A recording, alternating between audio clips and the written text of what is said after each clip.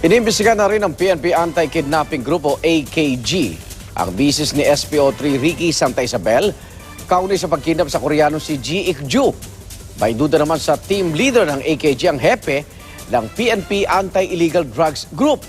Saksi si June Veneracion.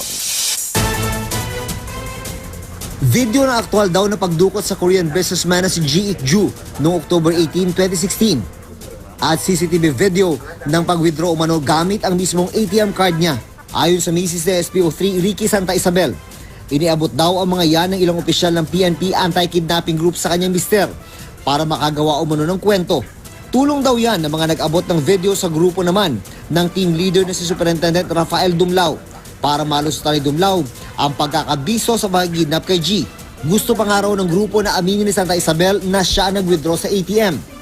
Giit ng misis ni Santa Isabel, walang kinalaman ng mister sa pagdukot at pagpatay sa Korean businessman.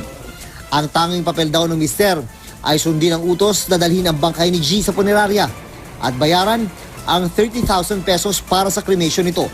Ilang pulis din daw ang papatayin bago isabit sa pangingindap. Ang pakay lang nito ni Attorney Dumlao, ni AKG Glenn Dumlao at yung certain makapagal ay kukumbinsihin ko yung aking asawa na mag-confirm doon sa mga pulis na isisenaryo nila na papatayin. Karina, humarap sa media si PO2 Christopher Baldovino na umano'y kasama sa minsang pag-surveillance kay G. Pero hindi na nung araw na sinilbihan ng umano'y arrest warrant na may kinalaman sa droga na nauwi sa pagpatay. Dati pa niyang sinabi sa affidavit na si Santa Isabel nga ang kumukumpas sa operasyon at kasama ang ilang taga-NBI. Nakala raw niya ay lehitimong operasyon. May tinawagan siya na alias Jerry. Yun yung sinasabi niya na grupong ng NBI, tropang NBI. Hindi ko kilala yung Jerry, ano? Siguro kung may ibang detail siguro. Pero binanggit din ni Baldovino si Superintendent Rafael Dumlao. Siguro nagkamali siya o na loudspeaker niya. Tapos narinig lang yung, nasan na kayo? Kamusta yung lakad niyo? I-send mo sa akin yung picture. Ayun, kilalang-kilala ko naman ang boses. Todo tanggi naman si Dumlao sa akusasyon ni Baldovino at misis ni Santa Isabel.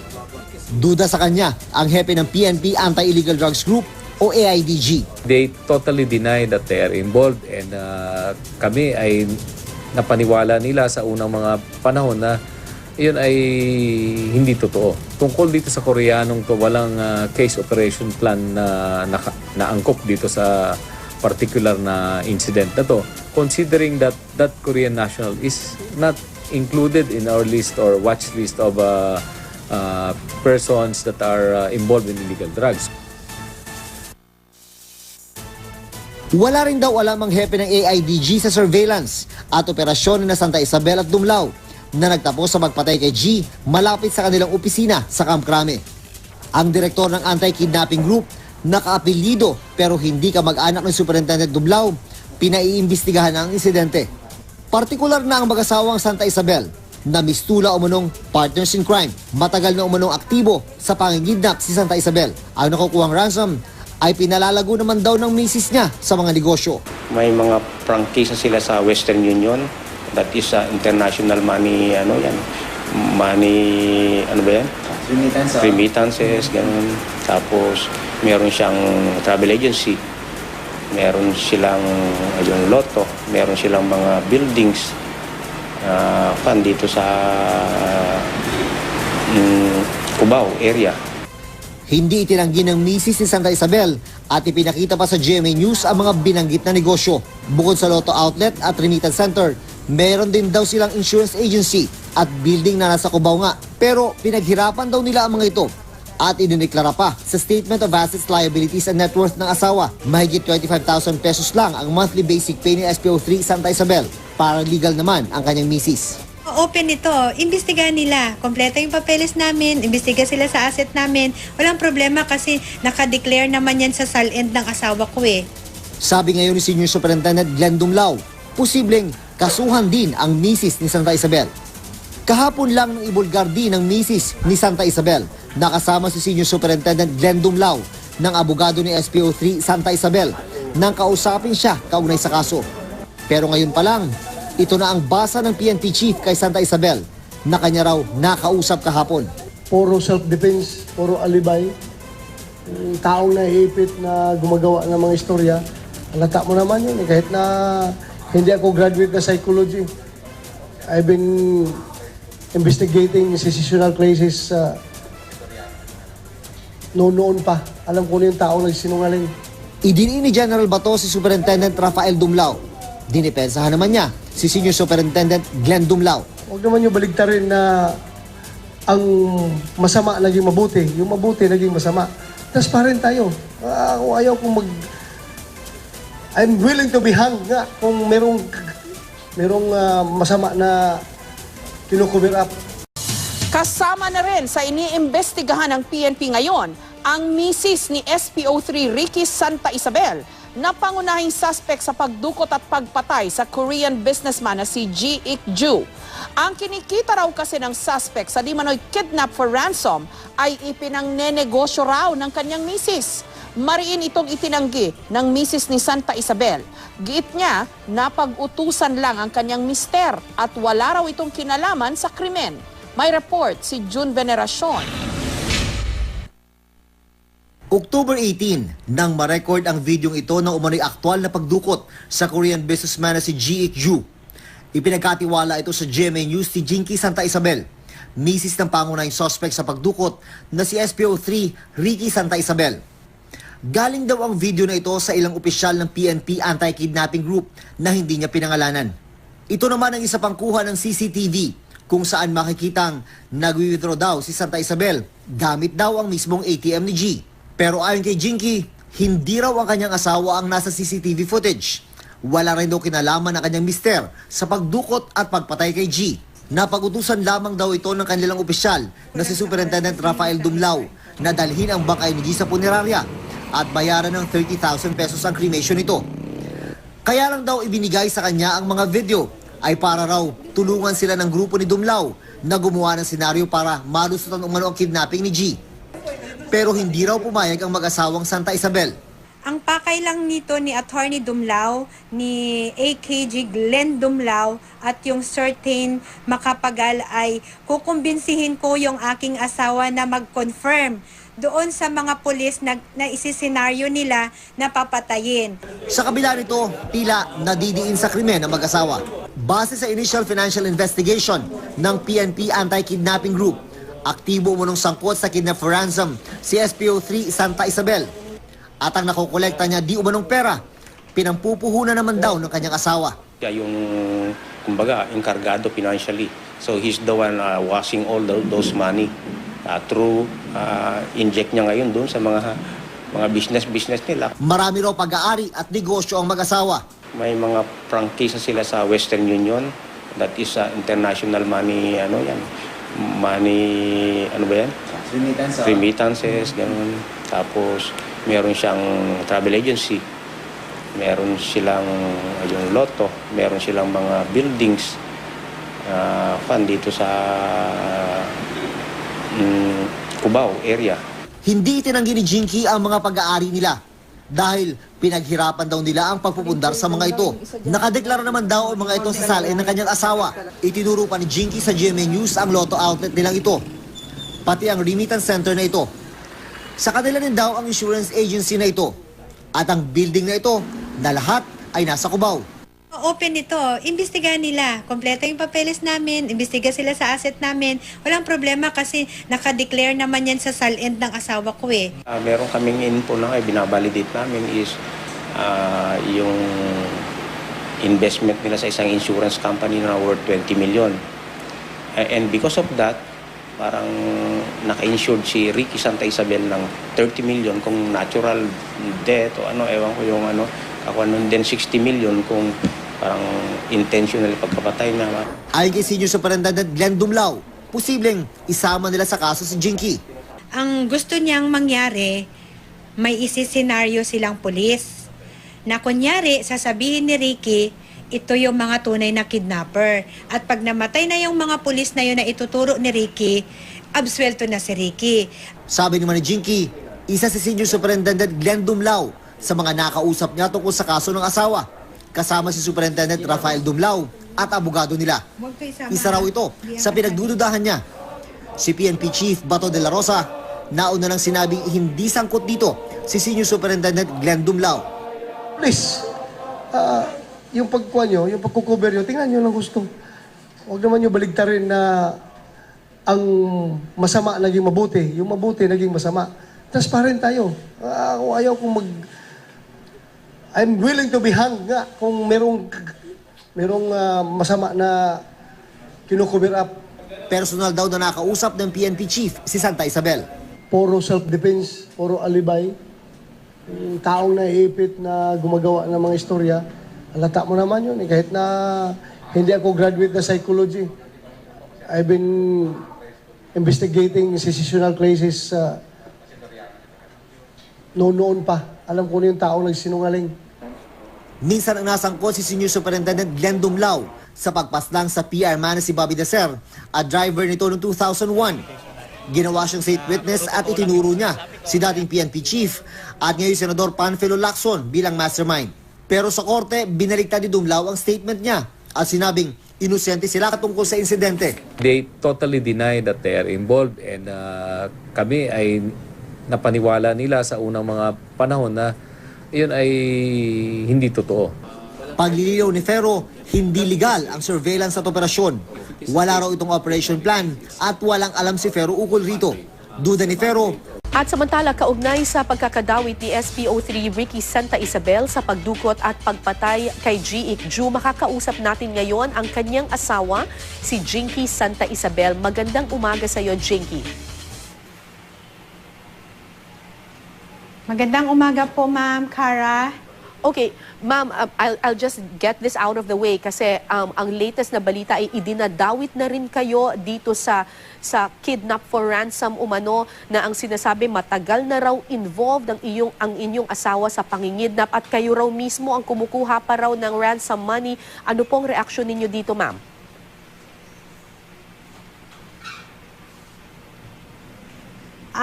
May freedom naman sila para mag-file ng action against sa akin. Kung sa tingin po nila na may cause of action sila, well, go ahead at haharapin ko yan. Pero kayo po, ma'am, ano po ang reaction ninyo dito? Kayo po, ano po ang inyong pahayag? Kayo po ba ay involved nga dito sa kanilang mga paratang na may kidnap, na involved daw kayo sa kidnapping noon pa? Papatunayan po nila na involved ako at ang aming business po ay open po ito sa public. Kahit sino po pwede pong maghalongkat nito. At hindi po totoo yung paratang nila. Alright, may inilabas po kayong video, ipinakita nyo po sa media. Ang sinasabi nyo po, ito po ang magpapatunay na hindi sangkot ang inyong asawa sa pagdukot dito kay G. Ju. Saan po galing itong video na ito? At pakidetalye po sa amin kung anong nilalaman itong video. Wala po akong idea dun sa video, ma'am. Hindi ko alam kung ano yung video na sinasabi nila. Ang tanging hawak ko lang po, yung captured camera na pumapasok po dito, yung si Colonel Rafael Dumlao. Opo. Halos araw-araw po since January 8, 9, 10, 11, 12, 13, and 14 po, araw-araw po siya pumapasok dito sa bahay namin. Okay, ano po ang ginagawa niya dyan? Bakit po siya pumupunta sa inyong bahay at nakikipag-usap sa inyong asawa, ma'am? Yun nga po ang hindi ko maintindihan. Bakit po siya nandito at binabakuran niya po yung asawa ko? Okay, meron pong video na inilabas na nagwi-withdraw sa ATM. Ang sinasabi, ito daw asawa po ninyo ang nagwi-withdraw doon sa ATM. Ano pong reaksyon ninyo dito? Hindi po yan totoo kasi yung taong nagwi-withdraw sa ATM, hindi po ganyan magporma yung asawa ko. Maitim po yan. Ang asawa ko po maputi at gwapo. Okay, ito po ma'am, I don't know kung nakikita nyo po ngayon sa monitor ninyo dyan. Ito po yung video, yung actual video nung umano'y pulis na nagwi-withdraw doon sa ATM. Hindi po yan ang inyong asawa. Ano pong masasabi ninyo, ma'am? Hindi po yan ang asawa ko. Kung mapapansin mo po, payat po siya, itim po siya, at nakasling bag po. Hindi po nagsisling bag yung asawa ko. At hindi po maitim yung asawa ko. Ang asawa ko po maputi. gwapo po at hindi po ganyan pumorma. Kilala niyo po kung sino itong dalawang ito? Hindi ko po yan kilala, ma'am. Okay. So, ano po ang involvement ng asawa ninyo tungkol po dito sa kaso ni G. Ik Ju?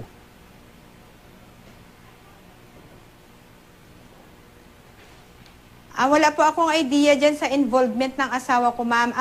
Ang alam ko lang po, na pinatawag po siya ng boss niya na si Attorney Rafael Dumlao noong 18 po ng gabi. Opo.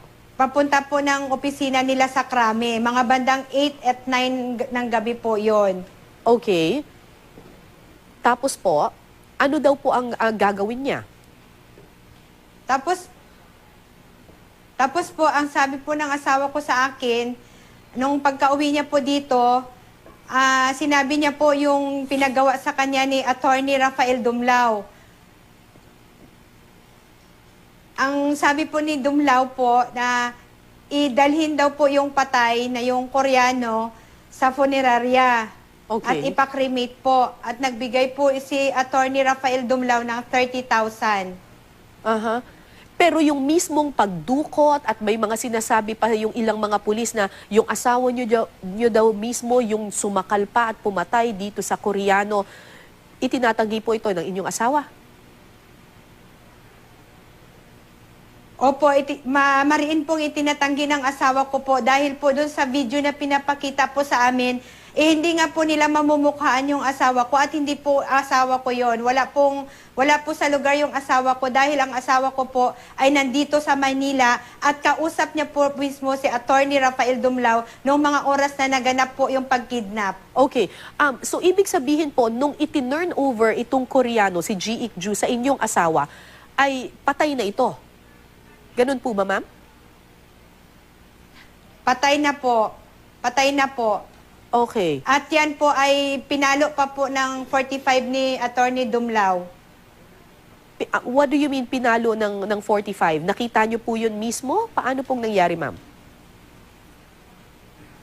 Hindi ko po yun nakita, ma'am. Yan po yung sinabi ng asawa ko sa akin. Kasi pinapunta po ni Attorney Rafael Dumlao yung asawa ko doon sa pinaradahan na Ford, Ford ng Koreano, at nakita niya po na pinalo. Tapos po, nung pinalo daw po, inutusan po ni Attorney Rafael Dumlao yung asawa ko na iligpit po yung katulong ng Koreano, yung babae po.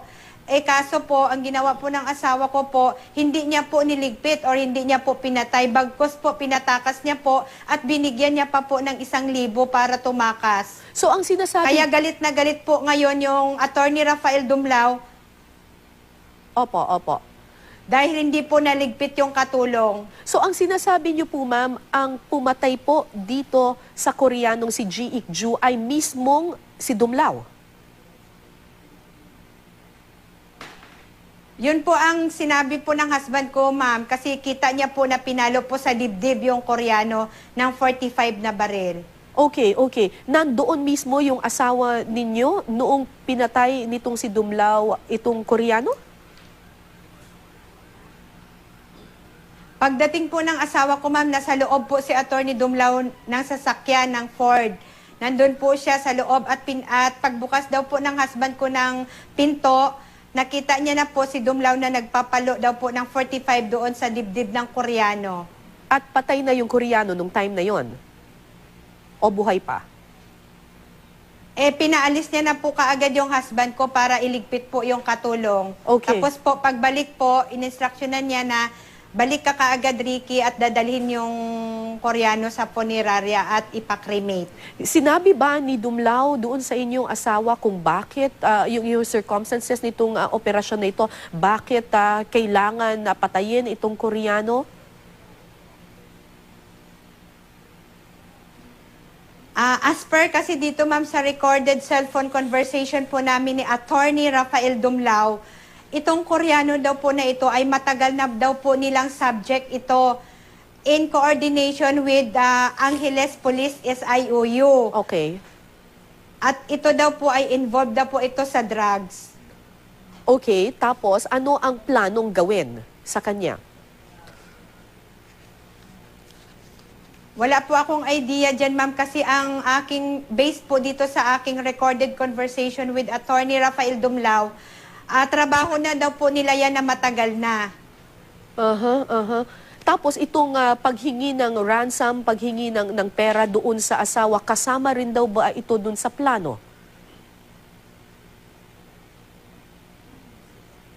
Yan po ang hindi ko maalam, ma'am, at hindi ko po maintindihan dahil nung panahon na nagkaransoman po, nagbigay po ng ransom yung asawa ng Koreano, nasa ospital po yung mister ko. October 28 pa lang po nakakonfine na po ng ospital. Okay. At lumabas po kami ng November 4. Kaya malaking question mark po bakit nagkaroon ng ransom. Okay. At hindi alam ng asawa ko yung number ng asawa ng Koreano. AKG lang po ang may alam. Okay, bakit sa tingin mo ang asawa mo ang idinadawit dito? May mga pulis na nagsasabing siya daw mismo yung sumakal. Kilala mo ba itong mga pulis na ito na nagdadawit sa iyong asawa? Hindi ko po yan sila kilala, ma'am. Ang tanging kilala ko lang po yung boss ng asawa ko na si Attorney Rafael Dumlao. Ngayon kung sila man po nagdadawit sa asawa ko, patunayan po nila. Okay. Kumusta na ang asawa mo ngayon, Jinky? At kailan kayo huling nagkausap? Huli po kaming nagkausap, ma'am, noong Saturday. Okay naman po siya doon, ma'am. So ano ang susunod ninyong hakbang mula rito, Jinky?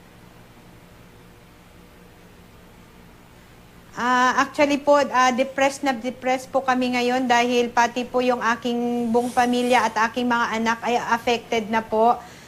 Ngayon po, komo na sa court na po yung kaso sa Angeles, sa Pampanga Branch 58. Doon na lang po tayo magbabattle. Okay, sa tingin mo ba hanggang... At manaig po dito yung katotohanan. Okay, sa tingin mo hanggang saan umaabot ito nga nagplano nitong pagpatay dito sa Koreano? Hanggang dun lang ba kay Dumlao o meron pang posibleng mas mataas pa? Hanggang kay Dumlao lang po dahil si Attorney Rafael Dumlao po mismo ang naglilid ng operation. Siya po mismo yung may master plan. Siya po mismo yung director. Opo. Kaya po, siya lang po talaga ang may alam po ng lahat. At ito, based po sa aming recorded conversation, hindi pa po alam ito ni General Bato at i-code pa lang po daw nila. Okay, itong recorded conversation mo with Dumlao, naisumite mo na ba ito sa PNP para sa investigasyon? Hindi ko po ito na isumiti sa PNP, ma'am, kasi wala po akong tiwala sa kanila. Ang pinagsusumitihan ko po nito ay Department of Justice at NBI po lamang. Okay. Naikwento nyo rin sa isang panayam dati na humihiram daw sa inyo ng pera para pang pondo sa mga police operation ng immediate superior ng inyong asawa. Ito nga pong siya, Superintendent Rafael Dumlao. Gaano po ba kayo kalapit sa isa't isa? Yung inyong pamilya po? Mga 2 years ko pa lang yan siya, ma'am, nakilala. Pag pumupunta po yan dito, ma'am, maghingi po yan ng panggas, 2,000, 3,000, kasi may operation na po sila. Actually, yung last po niyang hiningi po, 20,000, papunta po ng Cebu. Okay. Ang sinasabi mo, ang hindi mo pinagkakatiwalaan ngayon ng PNP, ang pinagkakatiwalaan mo ngayon ay ang DOJ. Pero may lumalabas rin ng mga balita na involved din daw yung ilang operatiba sa NBI tungkol dito sa pagpatay sa Koreano. Narinig mo na ba itong balitang ito, Jinky? Wala pa po akong naririnig, ma'am, kasi hindi naman po ako nanonood ng TV. Okay. Maraming salamat sa iyo. Bago ka namin bitawan, Jinky, kumusta naman yung seguridad mo ngayon at ng iyong pamilya? Kami po, okay lang po kami ngayon, pero nangangamba pa rin po kami ng aming seguridad dahil po ang kalaban po mismo namin dito ay PNP po. Yun lang po. Okay, maraming salamat sa inyo. Jinky Santa Parang Isabel. David and Goliath nga po yung nangyayari. Okay. Maraming salamat sa inyo, ma'am. Jinky Santa Isabel, ang misis po ni SPO3 Ricky Santa Isabel. Thank you, ma'am, for your time. Samantala, susubukan nating kunin ang panig ni Superintendent Rafael Dumlao at ng tagapagsalita ng PNP kaugnay sa isyong ito.